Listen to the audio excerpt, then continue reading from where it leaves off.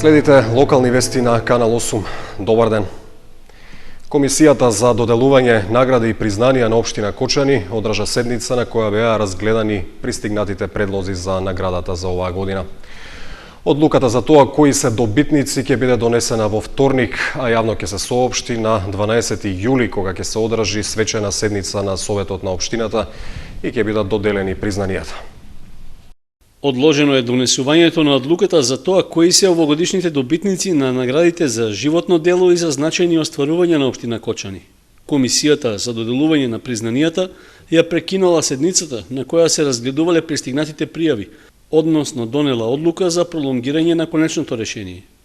Јавниот повик за поднесување пријави беше објавен кон крајот на мај и траеше до 30 јуни. Тој се однесуваше на поединци, групи творци, екипи, установи, трговски друштва и граѓански здруженија, што постигнале забележителни резултати во изминатиот едногодишен период. Според претседателката на комисијата, дадена е можност за доставување дополнителни предлози на продолжението на седницата во вторник. Бидејќи имавме информации дека одредени граѓани кои што биле заинтересирани да достават предлози, го пропуштиле предвидениот рок до 30, а во согласност со правилата на комисијата, членовите имаат право дополнително да достават предлози. Состанокот беше прекинат и ќе се продолжи во вторник, за да имат можност преку членовите на комисијата и тие граѓани да ги достават своите предлози и истовремено да се разгледуваат сите пристигнати. До сега има пристигнати 4 предлози за значајни остварувања и 1 предлог за животно дело. Според Атанасова, на состанокот во вторник ќе се донесе конечно решение за добитниците на наградите, а доделувањето ќе биде на Петровден, празникот на градот. Наградата на општина Кочани за значајни остварувања во развојот и презентирањето на општината е парична и изнесува 5 просечни плати од последните 3 месеци. Овие награди за прв пат беа воведени во 2010 година, кога беа наградени основачот на Институтот за Ориз во Кочани, Лазар Бабамов и боречкиот клуб Спартак. Минатата година, наградата за животно дело постхумно му припадна на музичкиот амбасадор на Кочани и државата, Стево Теодосиевски, додека со наградата за значајни остварувања се закити женскиот фудбалски клуб Кочани. Прием за правенците на генерацијата од сите училишта од општина Кочани се одржа во локалната самоуправа, при што како подарок им беа доделени вредностни ваучери во висина од 100 евра. Освен тоа, тие како награда од општината ќе имаат бесплатно летување на Хрватското приморје. 8 ученици кои се првенци на генерацијата во 6 основни и 2 средни училишта во општина Кочани добија подарок ваучер во висина од 100 евра. Тоа им е признание од локалната самоуправа за постигнатиот успех, но и поттик за понатамошно продолжување на одличните резултати во школувањето. За сите нив, градоначалникот Димитровски организираше свечен прием, при што освен доделувањето на ваучерите, учениците беа известени дека општината ги наградува и со 7-дневно бесплатно летување на островот Хвар на Хрватското приморје. Тие беа пријатно изненадени од постапката и ветија дека ќе продолжат со добриот успех во образованието. Јас сите 9 години активно учествував на надпревари и придонесував многу за училиштето. Освојував места на надпреварите по противпожарно, по фототехника, на надпреварите по математика и така натаму. Сепак се надевам дека ќе продолжам со континуиран успех и понатаму во школувањето. Во Инина планирам да се запишам на медицинскиот факултет во Скопје. Сите овие награди што ги доделија и денес и пред тоа за нас представуваат една голема мотивација за војнина, но мислам дека овие награди представуваат и мотивација за идните генерации кои што следуваат, бидејќи знаат за што се борат. Градоначалникот Димитровски рече оти општината започнува нова традиција со која секоја година ќе им оддава признание на најдобрите ученици. Прв пат општината Кочани им доделува и ваучери во вредност од 6000 денари, а во исто време им овозможува бесплатно летување, 7-дневно летување, благодарение на соработката со општината Крижевци, Република Хрватска. Задоволството е уште поголемо заради тоа што овие ученици се нашата гордост на општината и очекуваме досегашните успеси кои што ги има дека ќе ги продолжат и во понатамошното школување. Во делот на соработката со општина Крижевци, Димитровски рече дека ќе се организира реципрочна размена. Тоа ќе значи продолжување на традицијата од пред 20 и повеќе години, така што во зимскиот период Кочани ќе биде домакин на најдобрите ученици од збратимената општина од Хрватска и за нив ќе обезбеди бесплатно зимување во некои од капацитетите на Пониква. Отворени денови за завршените средношколци организираат економскиот и правниот факултет на Универзитетот Гоце Делчев. Во текот на првата недела од јули, заинтересираните ќе можат да се запознаат со работата на овие високообразовни установи и условите за запишување. Со цел да привлечат што поголем број бруцоши и да ги пополнат слободните места, економскиот и правниот факултет на Универзитетот Гоце Делчев организираат отворени денови. Со тоа им овозможуваат на сите заинтересирани средношколци да ги разгледаат просториите каде се одржуваат предавањата и испитите и воопшто подетелно да се запознаат со работењето на факултетите. Отворените денови на економскиот факултет ќе се одржат од 1 до 10 јули во просториите на факултетот во Штип и во Скопје. Заинтересираните ќе можат да реализираат посета и разгледување во периодот од 10 до 12 часот, секој ден во текот на овие 10 дена од јули. Оние кои ќе пристигнат ќе бидат пречекани од страна на асистентите и професорите на факултетот и ќе им бидат презентирани сите можности што ги нуди оваа високошколска установа. Економскиот факултет при Универзитетот Гоце Делчев според овогодишниот конкурс има 850 слободни места и тоа на насоките финансиски менаџмент, меѓународна економија, менаџмент и претприемништво, сметководство, финансии и ревизија, банкарство, финансии и осигурување и маркетинг. Вратите на правниот факултет во Штип пак за сите заинтересирани ќе бидат отворени на 6, 7 и 8 јули од 9 до 12 часот. Во просториите на факултетот во Скопје пак посетителите ќе можат да дојдат на 8 јули од 9 до 11 часот. Правниот факултет, според актуелниот конкурс, има можност за упис на студенти на 3 насоки: правни студии, применета политика и дипломатија и новинарство и односи со јавноста. И годинава факултетот ќе запишува студенти за насоките во Штип, Скопје и во Струмица. Локална хроника, 2 лица од Кочани заработија кривични пријави од полицијата за неовластено држење опојна дрога. 37-годишниот ДА и 38-годишната НЈ од Кочани ќе се најдат на суд за да го објаснат своето незаконско однесување во врска со пуштањето во промет и користењето опојна дрога. Против нив, полицијата поднесе кривични пријави, затоа што утврдила дека постојат основи за сомнение, оти тие сториле 2 кривични дела: неовластено производство и пуштање во промет наркотични дроги и прекурсори и овозможување употреба на наркотични дроги. Во засега неутврден период, ДА од непознато лице набавил 70 грама опојна дрога амфетамин. Потоа ја однел во својот дом, каде ја држал неовластено, при што на НЈ и овозможил да ужива во дрогата. Освен тоа, 38-годишната Кочанка потоа дрогата ја однела во незиниот дом со намера да ја препродава. По откривањето на случајот, полицијата ги поднела 2 кривични пријави, па двајцата познаници наскоро ќе се најдат на сослушување пред јавниот обвинител.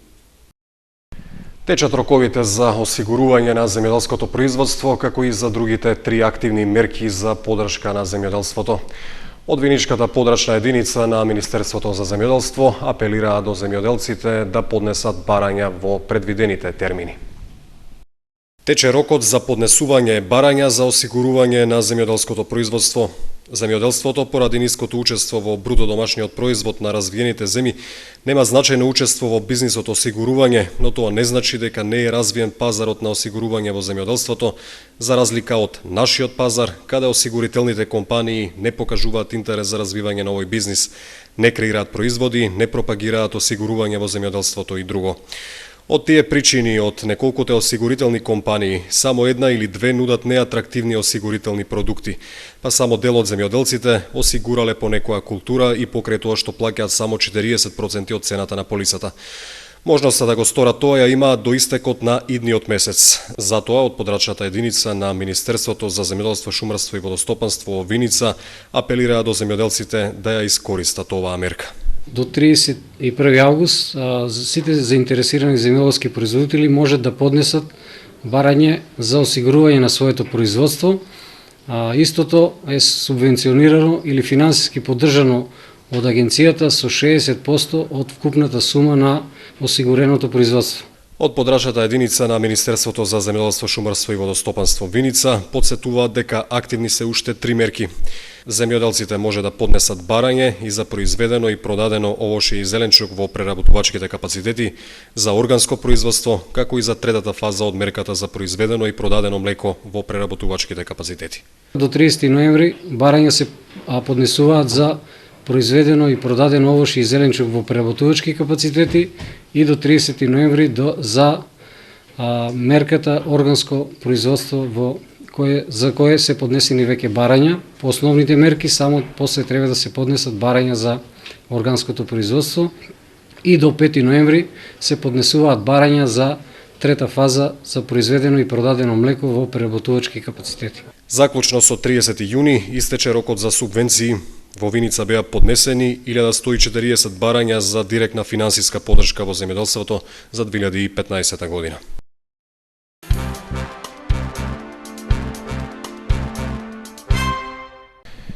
Заради овозможување безбедно и непречено одвивање на сообраќајот, полициската станица Кочани издаде редовни препораки до возачите на земјоделска механизација пресрет на жетвената сезона 2015 и зголемените земјоделски активности.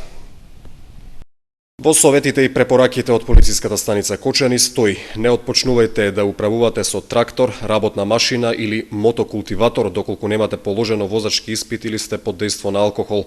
Тракторите, работните машини и мотокултиваторите на пат во сообраќајот можете да ги управувате исклучиво ако се регистрирани и технички исправни. Извршете превентивен технички преглед на возилото, кој е бесплатен во некоја од станиците за технички преглед. Секогаш кога имате можност, користете ги споредните, некатегоризирани патишта и избегнувајте да се движите по патиштата со интензивен сообраќај. При вклучување во сообраќајот избегнувајте ги дивите нерегуларни приклучоци, особено на магистралните и регионалните патишта. Земјоделската механизација што ја користите не ја оставете на патот и покрај патот, а доколку истата ви остане во дефект, потрудете се веднаш да ја отстраните од коловозот. Избегнувајте да управувате ноќи во услови на намалена видливост со неисправно светлосно сигнални уреди. Движењето на земјоделската механизација од едно до друго место да биде организирано во колона со обезбедување на 2 возила, од кои едното напред, другото на задниот дел од колоната, а движењето да биде исклучиво дење.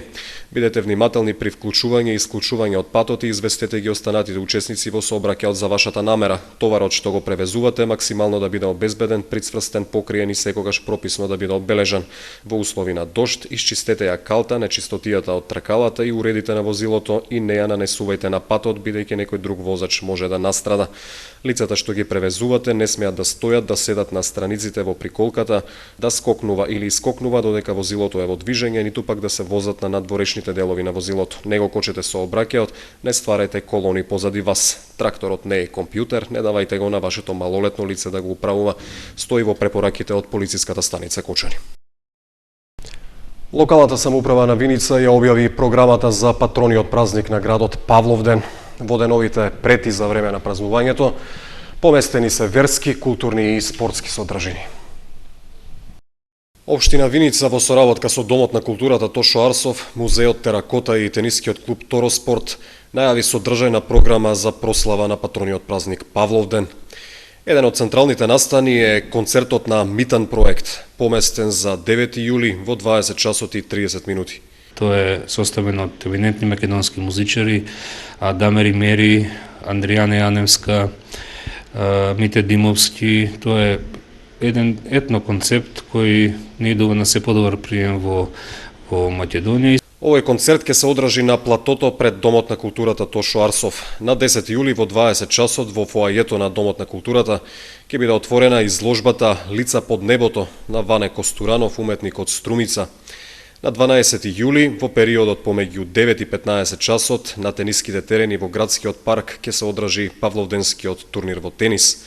Во 19 часот на програмата е баскер перформансот и паркот Виниленд. На 13. јули во 10 часот ќе биде одржана свечена литургија пред параклисот Свети Павле на градскиот плоштад Ангел Винички.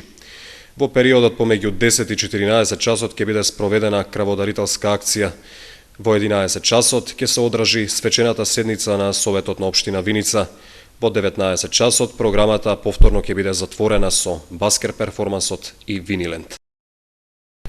По повод одбележувањето на верскиот празник Свети Наум Охридски чудотворец, православниот храм во Чифлик, што го носи името на светителот, организира свечена литургија. Во очи на празникот, в четврток, 3 јули, ќе се одржи вечерна литургија, на која заверниците ќе има и посна вечера.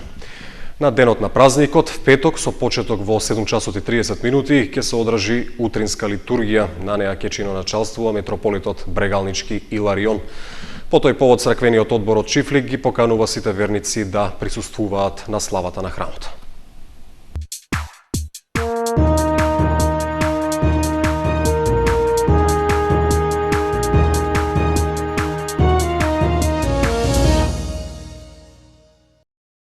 Во продолжение од вестите, информациите од спортот.